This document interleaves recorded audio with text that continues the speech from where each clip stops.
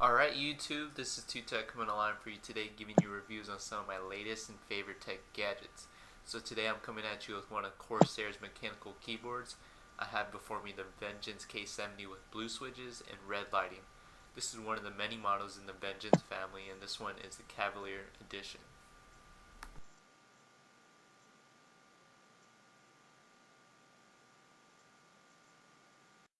What's the Cavalier Edition exactly? What gives it such a fancy name is the extra replacement keys for WASD and the numbers 1 through 6. These keys really do pop out and provide a rigid texture on the surface. They are elevated unevenly, that gives them that pop and helps trap your fingers within the area of the keys. Their texture also helps distinguish them between the other keys for gaming, since these keys are the ones mostly used. They do come with the cost of not having the symbol on the number keys. Another accessory for this model is the detachable wrist pad that provides soft comfort and elevates your wrist. Check out my other compare video on my channel if you want to touch upon the different kind of key switches, but for now I have the blue ones before me. They are loud and provide the most feedback, which is a liking to my own preference. You will feel a bump as you press down, and that is how you know you triggered the key. With this bump you won't be able to double tap as fast as for say the red key switch, but allows for accurate typing. So if you want to double tap, you would have to press down, feel the bump before hitting the key again. These key switches recreate the experience of a typewriter. The drawback of this is after a while my fingers can start hurting from applying that extra pressure.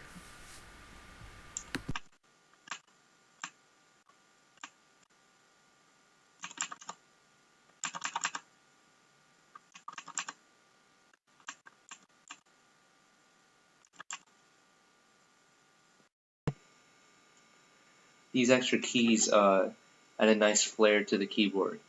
Their extra functions are very helpful at times. The good thing about this keyboard, unlike the other keyboards, this keyboard doesn't need any software to access all. This keyboard doesn't need to install any software to access all its functions. So let's begin with the first key right here. If I press it, it would leave on only the backlightings for the keys that I want. If I press it again, it will leave on the backlightings for all the keys.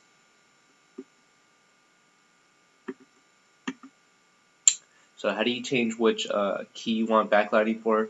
Real simple. All you have to do is hold down this button until it flashes. Once it flashes, you click the keys you want, then you hold it down again.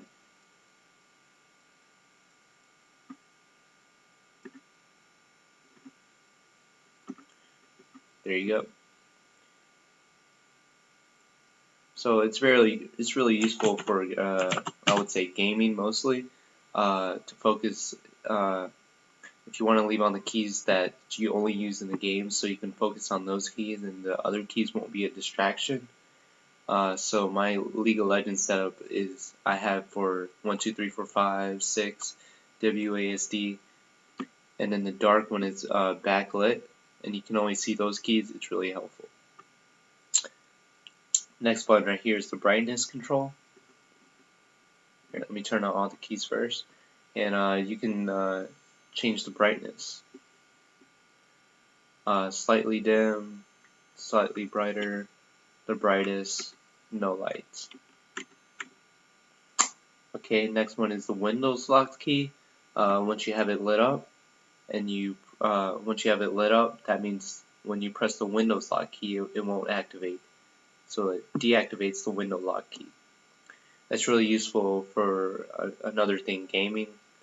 You don't want to accidentally press the Windows key and then have it exit out your screen for the game. And these are mute button. I find this really helpful because you don't have to go looking for that icon on your computer, which takes like 5 seconds of your life. Just press this once and it mutes the volume. And the key right next to this, the scroll bar, I find even more useful because it allows you to control the volume on the computer. The rest of the keys right here are media control buttons. You got the stop button, the play and the pause, and skip back and forth between tracks, which I find another really useful tool. So I can tell Corsair put a lot of thought into which extra keys should be used. I find these the most useful out of when I'm going day by day using the computer. So there you have it. Two extra features for this keyboard is the key frame rate switch and the extra USB port. The frame rate switch allows you to change the speed at which the keys are rendered or read.